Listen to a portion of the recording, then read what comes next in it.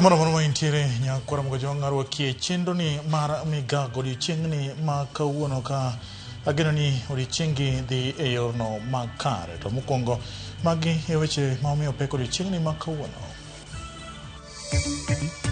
We remain equal committed to supporting credible, peaceful and inclusive electoral process, strengthening dialogue and ensuring that differences are resolved peacefully. Duol mar NCIC kod jokanyo mamoko oyango chenro mar neno ni yiero mahiga manyien otim e yor kwe.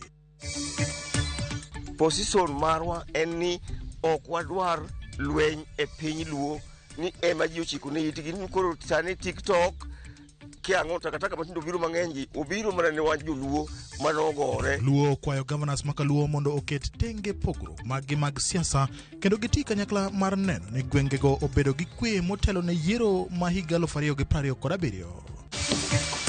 Wasebedo kagi walal, wasewito injinis mang'eny namka kendo jonam ma waitong'o. Wasebedo kata kwa watemo wuoyo gi sirikal mamalo kata sirikand kaunti ma Siaya. Onge ber moro mwaseyudo kaka wan jolupo. Grupo edho wath ma usenge ywak kaluwore kod lalo yedhi kod gik luo mag chich ni ndhiyo kod obila ma Uganda.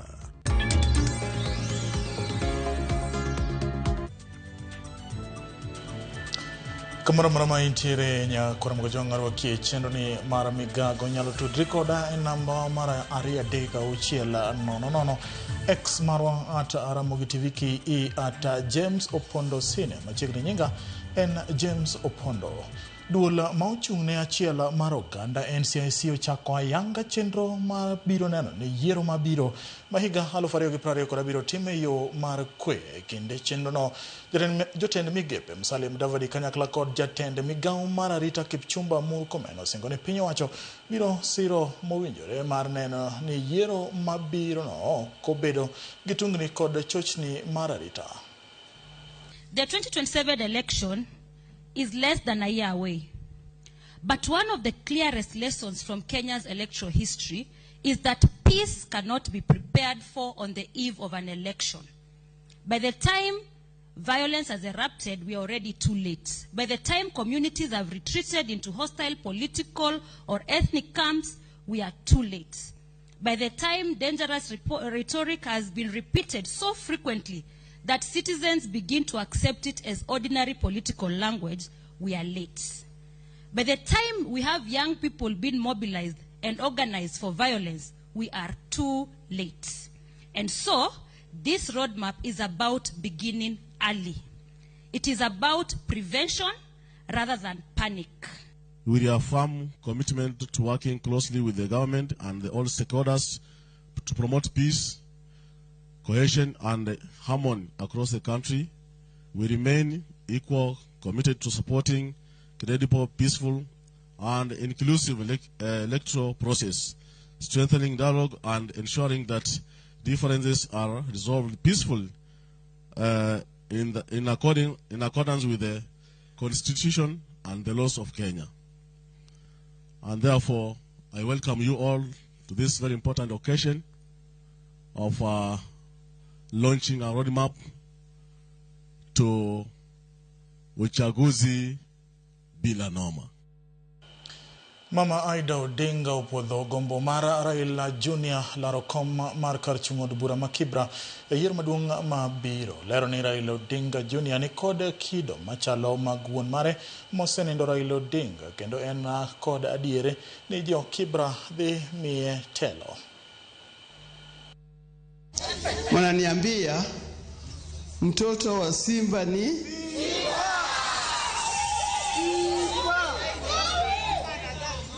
mkiamua, mimi sina habari. Mkiamua, mimi sina habari. Lakini namweka kwa mkononi mwenu. Nyinyi ambao mko hapa, nimewapatia mtoto wangu. Kitu gani tena mnataka?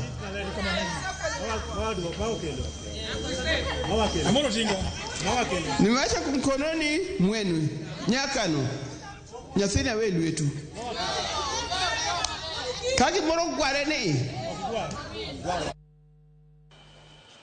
Jatend piny Kenya William Ruto wacho ni mosenindo Raila Odinga dine otayo piny Kenya mana kaka otime gi sani kaluwore ni ne en jachia kendo ne gin gi lek achiel mar gero kendo loko ngima jo Kenya to mane en godo kod od fwambo mar Nation. Ruto omedo ni riwruok mar broad-based ne en mar riwo piny Kenya kendo neno ni kwe obedo kopogore gi kaka jotelo moko ne dwaro. Raila Odinga is a phenomenal person. As you know, I've had quite episodes with the late former Prime Minister. We started on different sides when we were in KANU, they were in Ford and all the others. We came and met in ODM. We forged ODM together. I went out of my way to support him, and he was a great team leader. And then again, we parted ways, and I ran with Uhuru, and he ran with Kalonzo, and the results are there. And then again, we ran, against each other in the last election. And by the way, I have told many people, to me, it didn't bother to me the outcome of the last election. Because one thing I was sure is that if Raila had won that election, he would have done what I've done. He would. Because he had the courage, he had the mettle, and he had the understanding. If you looked at the ODM manifesto, housing was central. Universal health coverage was in there. I mean, and that is why there was no much friction, even when we formed the broad-based government. Because, we shared perspectives, in a very fundamental way. But having said that, when there were challenges in the country, Raila was a statesman. He stepped forward and said, we must stabilize the country. Different from the others. Jatend duond bura mar DCP Rigathi Gachagua omedo seyo sirikand William Ruto mowacho ni opong' kod mibadhi kendo osingo mar gole telo yiero maduong' mabiro koloso e log tich mar duond bura mar DCP e boma ma Nairobi. Gachagua bende orwako e duond buche jaod bura ma Kamkunji Yusuf Hassan ma oriwore kod duond bura no kowuok e duond bura mar Jubilee. Nilisikia viongozi wengine wakisema ati kulikuwa na mpango ati tuachie vyama zingine. Hiyo ni uongo. Hii uongozi hapana moto ya sigara. Ati mtu anaweza tu kukupatia hivi hivi. Lazima uende kwa wananchi. Kwa hivyo hatutaki watu viongozi wadanganyane. Ati DCP ilikuwa iwachie mtu wa Lokalau. Hiyo kiti ni ya raia hapana ya mtu. Na kwa hivyo niambie vyama vyote, mimi ni mtu napenda multi-party democracy. Na mimi napenda vyama vyote tushindane. Kwa sababu itasaidia kwa voter turnout ya presidential vote. Mimi nataka niseme hatutaki mambo ya zoning. Kila chama iweke candidate pahali inasikia iko na umaarufu. Sisi kama DCP tuko na umaarufu kote katika Jamhuri ya Kenya. Na tutakuwa na candidates kila pahali. Now we welcome competition from our friendly parties in the united opposition. Let us compete fairly. Gikone to koro jotelo mag duond bura mar ODM e badi ma Migori oketo pogruok mag siasa tenge kendo chako chenro mar dongruok e alworagi ka giloso e kar chung' od bura ma Uriri. Jokanyogo mag ODM wacho ni pogruok gi osemiyo mbi mar duond bura buche mamoko kata duond bura no dok piny kendo miyo duond buche mamoko thuolo mar medo mbi margi. Gimedo ni en kinde margi mar ting'o nying ODM malo kapok ndalo campaigns ochakore ayanga magibiro bang' ywaruok mar jotelo kuom thuolo mar higa achiel.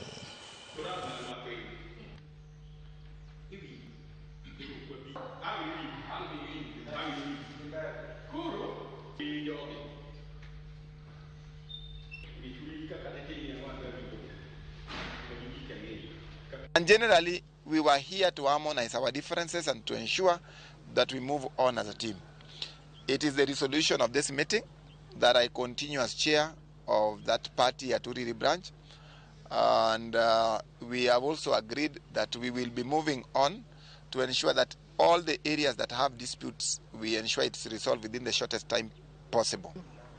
After a very long struggle with the court battles and so many ulabalus, but today I want to say that we are grateful for our sons, Alo Muga, Dano Moso, and Agwenge Ndonyo, for accepting that ODM Uriri sub-county must be united and start a journey of moving forward. Moko kuom jodong Luo koro dwaro ni governors ang'wen e counties makaluo oket tenge pogruok mag siasa kendo gitii kanyakla mar neno ni gwenge mag Kaluo obedo gi kwe motelo ne yiero ma higa 2027. Giwacho ni liet mar siasa ma ineno e piny Luo gisani ahinya to bang' tho mar ogai machon mar ODM Raila Odinga inyalo mana duok chien ka governors ma Kisumu, Migori, Siaya kod Homa Bay otiyo e twech achiel kane giloso e boma ma Kendu Bay kotelnegi kod jaduong' Nyandiko Ongadi. Gikone tulo mag siasa ma osebedo ka ineno Kaluo inyalo tieki ka governors go wuoyo duol achiel kendo ka giwinjore. Joma luongo nyingi ma president wa mag Nyanza yeuru mondo ung'iane rieko ni to ere rieko madiduoko go gima timore ni chien. Joma iluongo ni gus gin ogwang' o gin mana dhano koso gin ang'o? An kaka jaduong' Manyamboche akia ni to gus no tiende ang'o? Tiende ni joneg ji koso? Position marwa en ni ok wadwar lweny e piny Luo ni ema ji ochiko ne itgi ni koro sani TikTok kiang'o takataka matindo biro mang'eny ji obiro mana ne wan joluo manogore makoro ng'ato ka ng'ato yawo kia station man sasa ndapano yawo kia miche gi miche to giwuoyo mana kuom wa joluo ni ng'ata manie media ibiro wacho joluo gi gin kende ema weche gibede e media gi wach ma to tam gi wan tam no were go uru mago to ok nyis ni ng'ato koro ratego kata ni en ja wan tam kata ni ng'ato en ratego nikech en ja to tam mago to mana language ma ji oparo mar go siasa. Sama jo siasa moko biro e gweng' ang'o momiyo ok wanyal bet joma chiko itgi ma chunygi dongo ma chiko itgi to giwacho winjo gima giwacho kende to gino kisewinjo to ema mubiro timo kochuno ni nyaka ng'ato chunu gi party ne no owacha to kochuno ni nyaka itim kaka odwaro weu kelo kok e rallies. Achiel kuom rowere mane ochiel gi magina e romo mane obagi gi governor ma Mombasa Changamwe juma mokalo okwedo weche mawachore ni gin moko kuom kweth njore mag siasa masani dendo ni goons. Magi ne owacho ka tende duond bura ma Vibrant Democratic Party kata VDP to dwani obila otim nonro kendo chiw ler ewi masira no mane weyo ka rowere adek ohinyore bang' kane ochwadgi gi magina. Joja oko gi ler mathoth kowuok Mombasa. Jokanyo e duond bura mar VDP motelne kod Hezron Awiti Bolo koro dwani okaw okang' ne jogo ma itudo gi masira manoweyo ka rowere adek oyudo hinyruok bang' kane ochielgi kod magina gi jogo mituo ni jorit gavana ma Mombasa e romo mane obagi e Changamwe juma mokalo. Kane oloso gi jofwamb weche Mombasa, Awiti ne okoni ma chal ni en okang' ma sani josiasa temo tiyo godo mar buogo rowere machwalo pachgi bang' achiel kuom rowerego kwedo rumbi matudogi gi kweth njore mag siasa midendo ni goons. Watu walisema si magoons, you are not goons. Si twabangaiza, si watafutaji. Kama muamini, Melandi pale twajaza magari usubuhi. Si watafutaji atuibii mtu kitu. Tuliamua kureform, kuchange, maisha yetu tulikataa. Tukaamua sasa tufanya kazi yetu binafsi. Kama sahi, kama uamini mtu yote, Melandi pale wezaenda ukauliza. Si vijana wapo sote. Mai buogo ji kijende matindo ni mondo kiwacho one time tigoe gi bunde. Mane buogo gi abuoga nyithindo nyaka wuog oko kino gima gineno karaj mondo giwachi nikech nyithindo kijende mabiro losko piny ok jodongo kigiluor kijende wuog oko giwach two terms giwach one terms kijende democracy en kila ng'ato nyalo wacho gire. 2 term kata 1 term nie lwetwa wan raia. Koro bedo nwa wacho 1 term titiyo maber ang' mabuogi en gima lit ahinya ka nyithiwa lal. Ngima dhano ok yudo yot. Ng'ato chandre gi nyathine mochopo stage makoro entieno tibe onege mana ni owacho ni 1 term be mano en haki adier. Oramo ni obila onego wuog oko motegno mar chiwo ler ewi masira ma kamano. Karowere bende ojiw mondo mi obed motang' kendo ginen mariek to chutho e kindeni mar siasa. To ka polis ok bitimo nonro, an kaka party leader Awiti Bolo, VDP party leader, tutafanya wabiro temo mondo wanon kendwa. VDP motelo ne kobedo gi coalition gi 1 term kata gi 2 term kune mawadhie. Omiyo joma oluoro wach mar 1 term gibeta yare ni joluo wang'ni ng'ama miyo gi direction ni wadhi kaonge. Hezron Awiti Bolo ema biro miwa direction. Kuhusu vijana wenzangu, tuangalie uongozi mahali ambao tunaweza wekwa vizuri, tufanye kazi ya kuhekimu kimaisha, si mahali ambao nawekewa unafiki na fujo ndani yangu ndio nikifika mahali pia mimi nirushe mawe, mambo ya madrugs. Gikoni en midhiero ni tulo mag siasa osechako nyiedhore pacho ka motelo ne yiero mar higa manyien, ka bende giseo tulo mag siasa mano nyiedhore e kaunti ma Homa Bay e limbe mar Linda Mwananchi. Siasa en ero ng'ato. Weji obi owuo ka ji oheri gibiro dong' kodi. Ko gieri chieng' kora gibiro goi kora ne jomoko magihero. To ok nyal korwa ni ok nyal donjo dalau. To koro kamiyogi ema organize nyithi mon wetegi. Ten ng'am mama mosedhi labor ward mong'eyo kaka nyathi bire piny ka enigo e kinda kuruga sumbi mane kind min gi nyathi. Min gi nyalo tho kata nyathi nyalo tho. Tise pidho nyathini mobedo ng'ama duong'. Taito biro tho mana nikech weche ma kijinga machalo kama. Wasebedo kwa winjo the late Raila Amolo Odinga. Kendo ene mosebedo ko direct siasa marwa. Makumodhie emwadhie. Loko party wan kode. Sani Raila onge. Joluo nyaka koro lok pachgi. To moloyo to Mombasa ka. George Aoko, Ramogi TV, Mombasa. Erokamano Aoko kowuok e kaunti ma Mombasa. Ka wadhi nyime en riwruok mar jogo mane lweny odare miechgi modak hoho mar okaka dwaro mondo jotelo obede opar manyime e lando kwe kod achiel mar oganda kar wacho weche manyalo thuo jopiny ka gilose romo e boma ma Kitale. Giwacho ni ok gigomb tulo mane otimore yiero ma higa 2007 otimore kendo. Bende gidwaro sirikal mondo otiek midhiero ma jogo mane lweny ma higa 2007 odare miechegi ka achiel gi konyo jopiny mane yudo lala kata hinyruok e kinde ng'anyo mag rowere mag Gen Z e higa mar 2024. Sasa ni mipango iko. Na mimi ni wakati huu baada ya serikali kufidia our agencies, sasa ni wakati wetu sisi waadhiriwa ambao tumewahi kupoteza mengi kwa ajili ya machafuko ya baada ya uchaguzi. Tukiangalia yale ambayo yanafanyika sasa, kama yale tuliona Homa Bay, ni ishara kamili, it is a warning ya kwamba kuna jambo ambalo linaweza kufanyika mbaya zaidi, na sisi tunaogopa. Tumeteseka, hatuna mbele na nyuma, hatuna mahali pa kuishi, watoto hawasomi, tunalala njaa, hata makao, hata nini. Rais wetu tukumbuke. Wale ambao tuliachwa wakati walikuwa wanafidia wenzetu wa 2007 tukaachwa nyuma. Kwa hivyo sasa hizi bado tunahitaji, ikiwezekana, rais utuangalie wale ambao tulikuwa tumebakia ili nasi utukumbuke. Jopuonjre mag higa mokwongo e mbalariany osechako donjo e mbalariany ma opogore kama oriwo Machakos igatone kind mamoko e kinde ma ywak nitie ni piny owacho pok ochwalo omenda mar somo ne jopuonjrego. Thoth jopuonjre ma donjo e sikunde ochulo omenda kowuok e ofuko, ka thothgi to odonjo maonge chudo moramora kaluwore gi kata omenda ma owinjo chul pok or kod sikunde. Jalup Chancellor ma Machakos Joyce Agalo koni oserwako jopuonjre 3,000 mag higa mokwongo kendo pod orito mamoko 1,000. Thoth jopuonjre ma higni manyime bende chako dok e sikunde bang' yweyo malach chak dwe mar 9. Mungu kwa government ni that support wengine juu wengi wameachwa nyumbani wakifikiria kujoin ni ngumu like juu ya mambo na fee.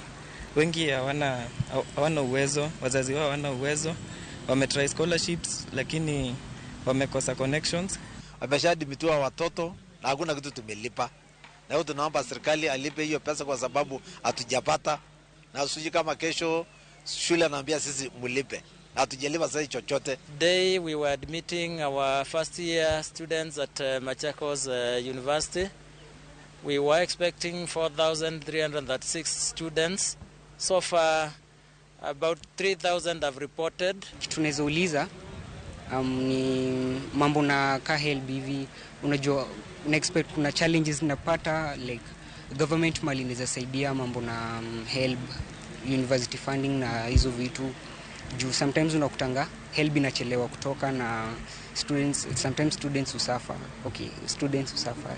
I would just like to appeal to all the students who may not have joined us today that we are receiving all our students even as we wait for the issues of fees to be cleared. But as for now, we are admitting all our students irrespective of whatever amount they have come with, especially for the hostels. That is what we are currently asking them to consider payment. For the others, we are waiting for the communication for us to be given. Kodhi nyime ni jolupo dho wath ma Usenge Kwanolala manengone pok oyangi kod rochruok arita kwe nam lolwe bang' wito yedhi namno kinde kilowa margi gino magitudo kod jolupo mowuok piny libamba ma Uganda masani ochungo kilowa mar omena nambgi kotelnegi kod jalup jakoma margi John Ochieng gisayo sirikand Kenya kuom keto nyao chiwo arita nam lolwe ni mar gin kod midhiero mar chopo apisi mar Kenya Coast Guard mayudore Mbita kod Busia kinde ma jonjore omonjogi nam mar ka gineno matek kindgi kod jolupo ma Uganda. Jafwambo marwa Steve Biko ni waler mathoth. Dho wath ma Usenge sub-county ma Usigu jolupo ni kod kiondko chunygi bang' wito yedhi kido mar injin ma nengogi pok oyangi kalure kod rochruok arita kwe nam lolwe ma kinde ka kinde kindgi kod jolupo ma piny libamba ma Uganda. Weche mag arita marach e nam ka mosebedo ka hinyowa kaka jolupo. Wasebedo ka giwalal, wasewito injinis mang'eny e nam ka kendo jonam ma waitong'o. Wasebedo kata kwa watemo wuoyo gi sirikal mamalo kata sirikand kaunti ma Siaya. Onge ber moro mwaseyudo kaka wan jolupo madwa wacho ni osewuok nwa sirikal. Challenge maduong' ma wan go kaka jolupo alura mar Lake Victoria sana sana e border kae en mar security operators from the Ugandan side. Kechido ka gi cross border to gichando jowa kabisa. Kaka sani ung'eyo no omena olor Uganda. Ng'eny ji koro mu e Kenyan water side. Jolupo gi wacho ni monj ma kinde ka kinde ni nam lolwe koro jimbore kendo kata okenge magisegoyo mar chwalo ywagi pok onyuolo olemo kata bang' ndiko mboke moyiedhi ne jatend piny William Ruto mondo olosi jatend piny libamba ma Uganda Yoweri Museveni mar kelo kwe nam lolwe. All along wasebedo kwa raise issues gi wasendiko memorandums ma osedhi nyaka ofis mamalo mogik kaka mar ker mar Kenya ma noyudo memorandum kane en Mageta kanobiro Usenge High School nyaka kane en Dogoe to pok waneno results moro malong'o mwanyalo wacho kaka jolupo. Ewi mano gikwayo piny wacho mondo ochug apisi mar obila ma Kenya Coast Guard machiwo arita nam lolwe manyalo resogi ponono monji ni mar apise ma Kenya Coast Guard ma Busia kod Mbita bor kodgi. Okelnwa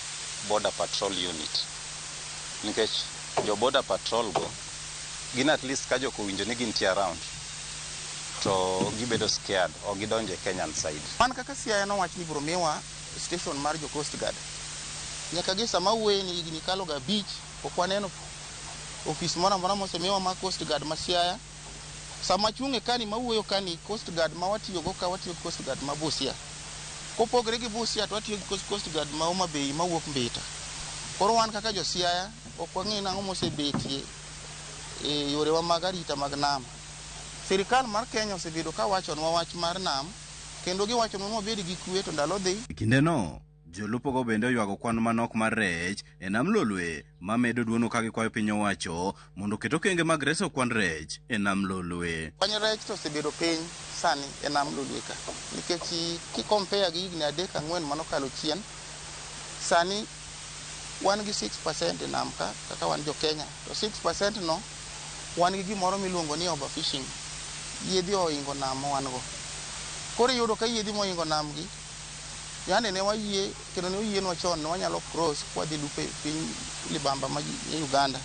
Sani chiko tamre. Kamano bende ginyiso geno margi ni gedo mar kama yiedhi gowe kata paya ma usenge biro kelo fuong'ruok e arita kwe e nam Lolwe ka gikwayo mondo ru gedo mare. Paya migero no onyalo kelo fuong'ruok nikech sirikal integrate ga services ge within one unit.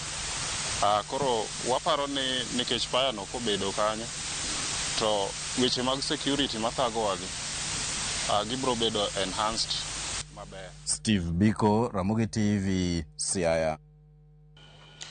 Moko kuom rawere mawuok e kar chung' od bura ma Borabu obago ng'anyo mamuol ka gigeto chiwo puonj ne rawere mamoko mondo ondikre kaka jolut ombulu mondo gibed gi thuolo mar yiero jotelo ma gidwaro ka giloso nyansiongo e kaunti ma Nyamira. Rawerego owacho ni gikwedo tend sirikal masani kuom nindo e tich kendo rem chiwo negi dongruok makare ka bende gimedo ni osewegi chien kuom kinde mathoth omiyo gidwaro lokruok makare. Naomba sana vijana wajitokeze kwa wingi wapige kura, sababu tunataka mapinduzi kwenye hii constituency yetu ya Borabu. Kushika kura utatubadilishia future. Wewe kama kijana ambao unanisikiza, unaona nitazama huko nyumbani, ukitaka maisha ya kesho ikuwe mzuri, enda chukua kura. Tuchukue kura wa mama, twende tu vote sisi wenyewe, tujichagulie viongozi bora, si bora viongozi. Cheche haiwezi kuja kama tuna support wazee ambao walipigiwa kura wakaenda kuongeza mabibi. Wakapigiwa kura hawakuji Kisii, wanalala Nairobi. Nataka raundi hii kama itawezekana na vijana tuingie kwa mbunge kupitia kwa ballot. Ja, kuna mkajonga kwa yueo mara maukuongo kapo kadhi yueo dwa somo ote uwario adek makumaneno ka kuoro opondo ma Bolo Barak mar Godber Comprehensive School Ramogi ler kwa ini most na minwa Emily Bolo kod baba wa Moses Bolo ka achiel kod Dawa Salino Gutu ka nyisini kinde duto wakitegamana Ramogi TV. Japicha aneni maler Anelija Okoth mar Oyani Masai aneno news maler kabisa. Erokamano. Inade japicha ma Martino Chieng ka antiere Rwea Migago choponwa ka wan gi Pastor Boaz Osida, Paulo Kuta koda Musa Ondere. Akwani kidha mabor abe yude thuolo mar modho pi aduogo weche mathoth.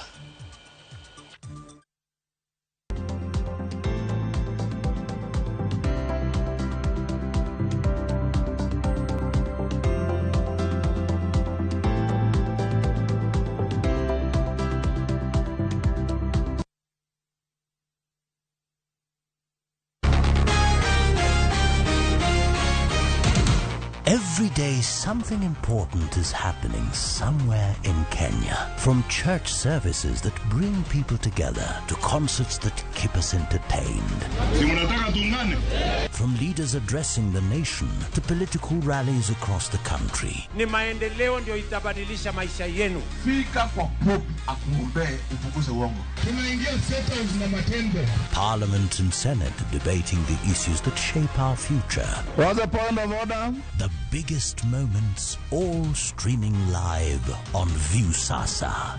Be there wherever the story unfolds. Wewe nani? Hii utaionea Viusasa. And that is not negotiable. Download Viusasa today and start watching for free.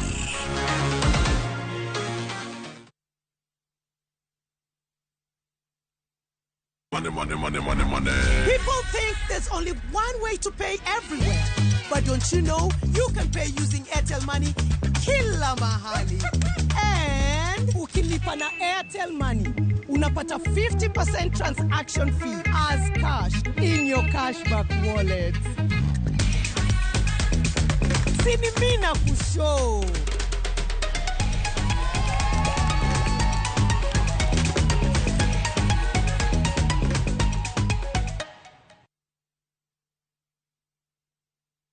Kinde mar uso maduong' midendo ni Royal Mabati Mega Seal ochopo. Tikod steel trusses, studs and channel e keto ceiling, decatile ego witado kod garage e umo Royal Canopy. Bende wakelo ni box kod corrugated profile, brick tile, euro tile, roman tile kod mwandu mago witado ne gedo mari. Ne mathot, you are told and mar 0722 638383 etimo oda mari. Parin wakelo mwandu mainyo kodwa nonu maonge chudo. Royal Mabati Factory, roof ni Royal.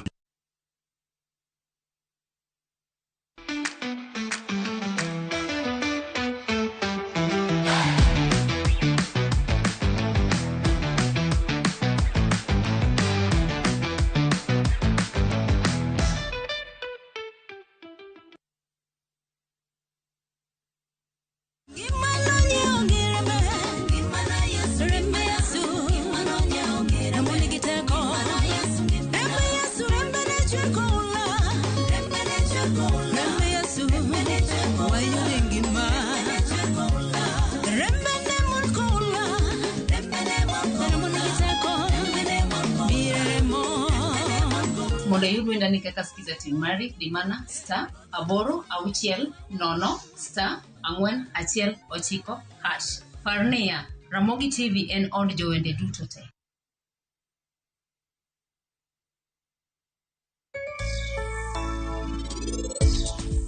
Seche duto maber yudo ga chandruok moro amora, mage seche ma juogi ni mago siep chirga. Kanye ma wibil ga nok onego bed ni bedo siepni. Onego bed ni seche go bedo jawasiki. Iwinja adier.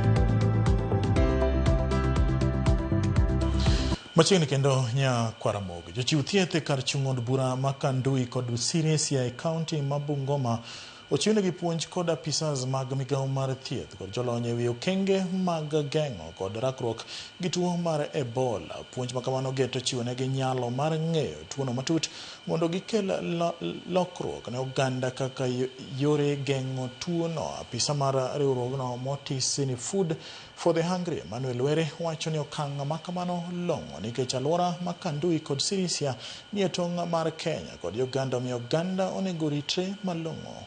We have also in the house our director.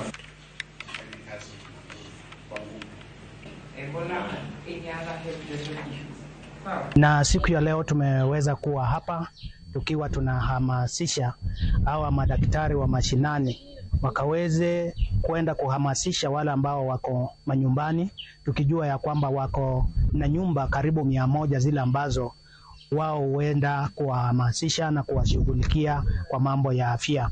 Kwa hivyo siku ya leo tumekuwa katika sub-county ya Sirisia, tumekuwa katika Kandui na tumekuwa tukitrain our CHPs wakaweze kujua haya masuala ya Ebola si ya kwamba ipo kwa sababu sisi tuko karibu na Uganda. Mtu anaweza jiuliza kwa nini Kenya? Ni kwa sababu kwa kawaida huwa tunasema heri kinga kuliko kutibu, na hasa inatupaswa we take preventive measures towards ensuring that our community is safe in terms of, and also preparedness and also issues of management as far as Ebola virus disease is concerned. And as such, looking at the initiatives, we are targeting the members of the community to be safe, and the right approach is ensuring that we strengthen community health services by working together with the community health promoters. Ili kutupatia training, ili tukitoka hapa nasi tupepe ujumbe, tupeleke huko mashinani, tufunze wanavijiji, alafu wapate ujumbe ya kwamba Ebola ipo na natakana tujue njia za kusuia na kukontrol. Jaod bura ma kaunti ma Nyamira Jerusha Momanyi okwayo tudruok e kind jodak e kaunti no kod apisas mag rito kwe mar kedo gi medruok timbe anjao mitimo ne nyithindo e gwengego. Koloso e nyasi e sikund primar ma Gesi Bay, Momanyi Okwayo jonyuol mondo okaw okang' mar rito nyithindgi kendo neno ni ging'eyo kama nyithindogo nitiere seche duto.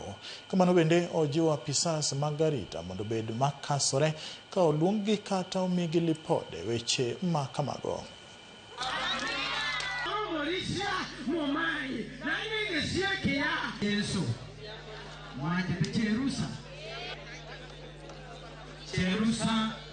Hatujui tuongee lugha gani, kwa sababu kila siku mnajua hapa kwetu Nyamira 1 week reported cases are more than 4 in 1 week.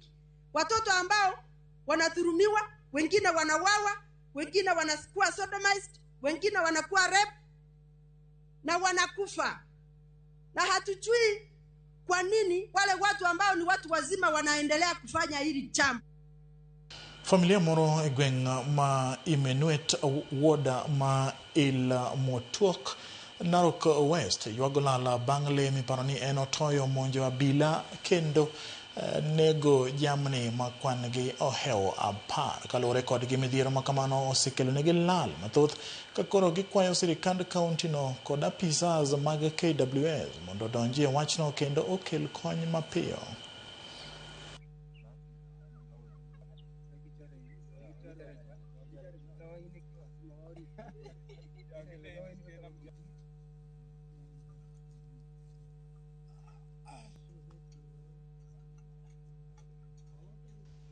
Niliamka asubuhi nikastukia kondo zangu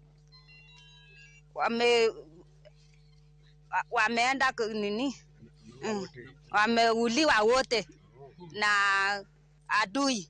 Sasa naomba mtusaidie, pahali muko mtusaidie. Sasa tumeshangaa kondoo yote imelala chini, na ile kitu nasaidia hawa ni hii kondoo, hakuna kitu kingine. Watoto iko shule, watoto karibu 4. Sasa yeye alikuwa naona hii kondoo anasaidia yeye mpaka watoto asimalize shule. Sasa hakuna kitu kingine. Anyuola mar obila Jim Richardson Onkundi okwedo lipot ma obila nochiwo ni wuodgi nowito ngimane bang' goye kod kidi e kinde romo mar Linda Mwananchi. Gilero ni ne giyudo wuodgi kod adhola makelo penjo kendo mwandune mane en go moting'o pande kod simbe mag ong'we yamo pok oyudi, to ka gipenjo obila wetegi mondo oketnegi ler to gere ema igolonegi. Cynthia Onyango miyowa ler mathoth. Ndalo 7 bang' tho Jim Richardson Onkundi e kinde limbe mar Linda Mwananchi e kaunti ma Homa Bay, anyuola mare kar dak Mandonyo e ward ma Wasweta 2 e kar chung' od bura ma Suna West timo ikruok mar kod penjo modhuro e chunygi. Kaluwore kod lipot ma obila nochiwo, obila Jim Richardson noyangi ni owito ngimane e kinde manochwale kar thieth ma Jaramogi Oginga Odinga Kisumu. Makmana ni kaluwore kod ler ma anyuola mare chiwo, adhonde ma Jim nigo e dende nyiso sigana mopogore gi mar obila wetegi mamiyo dira yango tek. Maelezo manomiwa mokwongo nonyisowa ni Jim kane gisetieko tich gidok ka gigiko lare ne ng'ato bakidi, to kidi noa gi drisha ne togo ite. Lare kanyo nitiere hospital manie tiende kanyo manoningo bene nyalo tere mondo timne first aid. Homa Bay nitie hospital kanyo manoningo bene nyalo tere. Ke chopo Kadel nitie hospital kanyo mane nyalo kete. Kanyo kikalo nyaka Kindu Bay midhi Katito midhi Ahero, kanyo tene gikalo moka gotimne gitere mondo timne kata first aid manotere mana Kisumo. Gilero ni kane gipenjo jatend Jim mondo ketgi e ler kaka weche no obedo, machop go Jim kod kidi bang' tieko tich koriembo jatende gidok e tesend obila. Jatelo no nogolo ne gigero kendo dagi chiwo ler moriere kaka Jim noyudo adhonde tok wiye to okelenda wang'e kaka nonyis gi motelo. To kane wapenjo ni to e gari ka story manotimore ne en mane, osipidi nokorienwa wach manokonwa gi weche manokonwa mochari nopogore. Nonyisowa ni noba kidi gari ka mbele to kidi ogo gari to kidi ogo face mar nyatewano. Kane ng'iye kane wadhi wanene mochari kaka en face ne mambele ka onge kuma ni kidi ogoyo. Jim ne ber kendo wang'e no ber kabisa. Ite kae manoyudo kokwo gi usi 2. Anyuola penjore gimomiyo kaponi Jim nogo kod kidi e gweng' ma Olari ei kaunti ma Homa Bay, ere gimomiyo ok notere osiptal machiegni piyo mondo res ngimane to norit law kode nyaka kar thieth ma Kisumu. Machielo, ere gimomiyo jogo manentie kode mtoka ok noyudo hinyruok, ponono en adieri ni nogoye kod kidi ma bang'e nokelo nyamburko margi manoriembo yudo masira kendo tuomo ot moro e bath apaya. Penjo margi, ang'o momiyo bila chiwo neno ariyo mopogore, Jim nogo kod kidi kowuok e bathe koso mbele, to ponono achiel kuom mago en adieri, adhola maduong' ma anyuola wacho ni en go e tok wiye kod ng'ute noyudo nade. No gi jogo bedonwa makech, magi miluongo ni simbene okomiwa, haidine gigene mag tich nokomiwa. Kane wapenja ni to gari, jok manenge gari, giwacho ni gin polisi 4, to polisi ge be negi inyore, ni negi inyore, gin kanye mondo wadhi wanengi mondo gimbe gimiwa story kaka mano notimore. Negi bedonwa makech kendo negi dagi. Anyuola lero ni motelo, wuodgi nonyiso luoro mar dok e tich kama notiye kendo nochano mar dar kanyo odhi oti kamachielo.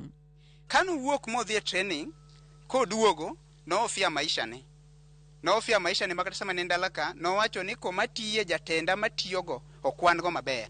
Kwayo margi en mondo tendo bila mag okwach kich, duol manonotie jo bila pacho ka IPOA kod jokene ratich oganda donjre tho Jim Richardson kendo giyud lere wi penjo magin go e kinde ma chenro mar timo bero ne ringre mare koro ichano. Ulikuwa ni mwaka wa 3. Ameniacha na mtoto mdogo. Mbona sijui nitafanya nini na mtoto. Hapa usa chapusu hata kidogo.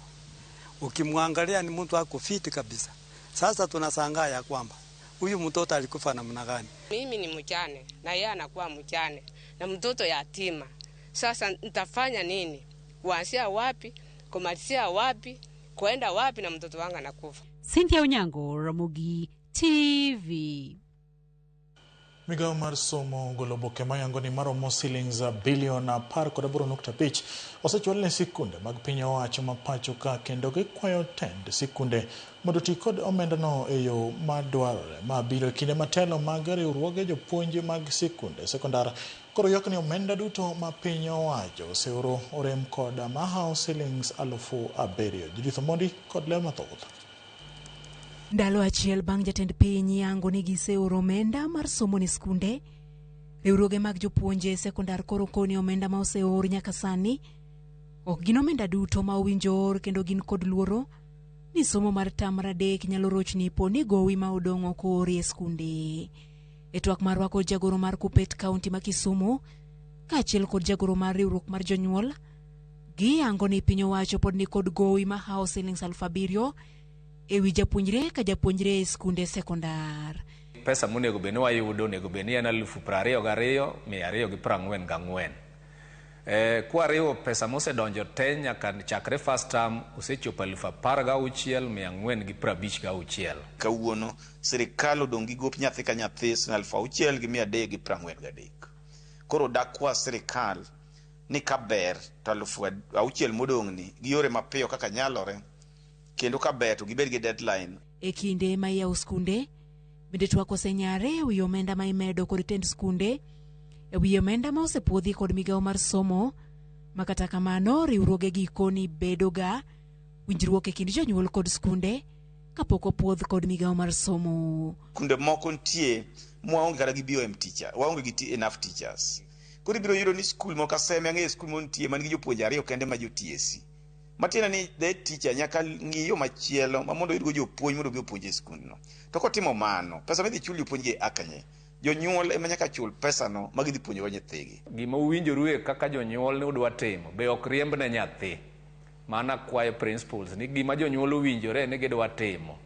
Kata ka jonyuol moko pok ochulo, kata ka jomoko chulo mos, en ok riemb ne nyithindo. Omenda ma jonyuol ywak ni kata kamano, jopuonj osebedo ka rido chudo mage mana ka omenda mar somo mapile ka pile. Sirikal onego bed ni ng'iyo wach school fee, wach capitation mane giahidi wazazi kaka wanigi. Wadwa ni sirikal mantie ong'i wachno maler kaka nyithindo nyalo dok somo maber. Samoro ini uso kata diel miyo nyathi odhi go skul, nyathi kochopo skul ni tugo moduoke. Seche moko wabedo gi tich matek ni nyithindo nyathi ole oko, samoro ni onge pesa moro matin mane in godo to semiyo nyathi to japuonj oseduoko nyathi. Sani wan kod shida mang'eny. Kwasegolo nyithindo biro skul gi pesa matin mane wan godo. We nyithindo umewa time matin kapod wadwa ni pesa machielo mondo watul. Akoro moko kuom jokanyo e sekta ni koni skunde osekawo thuolo ni kendo tiyogo e yo marach mar mayo jonyuol pesa. Sipunde be koro sani take advantage ni pesa ioro matin kendo ko nwago koko ni mondo pesa oro in time koro giore in time to giore matin. Koro nitie levies kaka academic improvement, nitie mek infrastructure magedo, nitie gik mang'eny miketo kata mek PTA. Mae miyo nyithindo mae kuom anyuola ma ok nigi nyalo ok nyal dhi e skul. Omenda ma owinjo ore wi japuonjre ka japuonjre e higa owinjo bet Sh22,244. Tama okwongo Sh11,122. Tama ariyo Sh6,673. Kata mar adek owinjo japuonjre ka japuonjre mar skunde sekondar oyud Sh4,449. Judith Omondi, Ramogi TV. En fungruok ne jopiny chula Mamageta e kar chung' od bura ma Bondo bang' piny owacho chwalo negi chenro maonge chudo mar kawo pande kod ndikruok kaka jolut ombulu. Kaka Steve Biko lero, dayo ma jahigni 71 bende nolidho mochopo e dho wath Masika e chula Mamageta mar yudo pande, kolero ni nengo mar yudo pande manyocha oidho kaachiel kod bor mar kuonde yudo pande loka usenge gin moko kuom midhiero mosemone yudo pande higni go duto, gino mabende osemone yudo menda jodongo kod chenro mar thieth. Okinyi mang'ich e dho wath Masika chulo Mamageta, jopiny noyoro mar kawo pande kod ndikruok kaka jolut ombulu, gino mane timo maonge chudo kokalo kuom migawo mar arita maiye. Kae Herina Oko, dayo ma jahiga 71 kendo sedak e ngimane duto maonge pande bende nomolo. Aoko lero ni bor mar yudo pande loka usenge kod nengo mar yudo pande e kinde machon gin gigo mosemono yudo pande. Jahiga 71 onge pande asedwaro osetema nwang'o osetema yudo. Kora winyo nini koni kore mabiro mondo kagiyie mondo gimiya. Osebedo kod midhiero mar yudo chenro mag sirikal kaka omenda jodongo kaachiel kod yore mag thieth kokalo kuma mar thieth mar SHA. Atho nikech aonge pande bayudo yath gi pesa kata thieth mar SHA ok ayudi nikech aonge kipande. Opogore kod Herina Oko, Jaduong' Peter Otieno ma jahigni 52 bende nochopo kae kowacho ni yore mag lupo nomiyo budhe piny libamba ma Uganda maonge kata upande. Diesel pok nakawo ka Uganda mana dwa lal Yaming'a nishaka duogo Kenya ka. Sana an gi karibu dweche 6 anajalego. Asedak kaonge upande, nakawo mokwongo to ne owang'e ot. Koro natem manyo, asetemo na oro to ok chopna yo makare. Bas dak binda dak e yo ma ok oriere. Ma an gi nyikwayo to kaka konygi to onge. Koro muya duto to nie e lweta nikech ka onge mtambulisho to aonge otiko. Piny owacho kokalo kuom migawo mar arita maiye koro kelo chenro mar kawo pande kanyakla kod ndikruok ombulu kae. Jopiny mane oyoro puoyo okang' makamano mar chwalo chenro mag sirikal machiegni kodgi. ID koro giyudo nono wane island, aparo ni kaka island kiwuok e island kidhi e lo motuo tek nikech means of transport bende tek. Koro sani to be nikech okelnegi island kae koro gikawo ID ka en free, onge gimoro amora ma i-charge, en free of charge.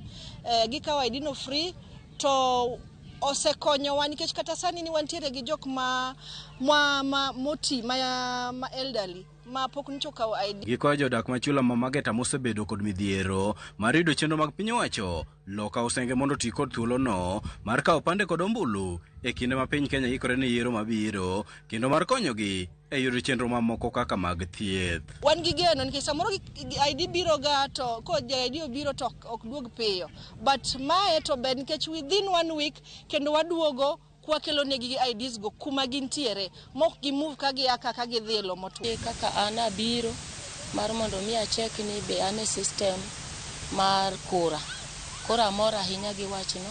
Kale midhiero mopogore mar manyo chenro mag sirikal e loka motwo ma usenge kuom higni buora mokum jodak Masika e chula ma Mageta koro nyiso mor margi bang' piny owacho kelnegi chenro mar ndikruok kaka jolut ombulu kaachiel kod kawo opande e chula ma Mageta kae. Steve Biko, Ramogi TV, Siaya.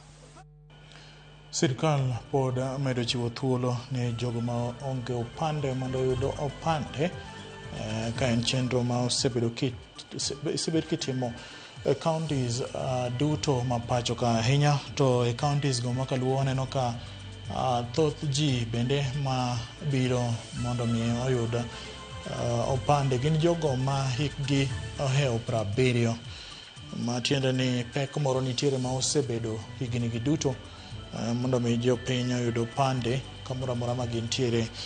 Paro ni en paro maliw ma jagoro maduong' e migawo mar arita Laktar Raymond Omolo osebedo katimo mar neno ni ji duto oyudo opande. Kisebedo jalno ma en jahigni 18 to ibedo gi thuolo mar bedo gi opande. Kisebedo gi opande to ibedo gi thuolo bende mar yudo kaka inyalo ndikri kaka jago ombulu, bende ndikri e wechego mag thieth, okumba thieth mar SHA. Magi chenro mag sirikal.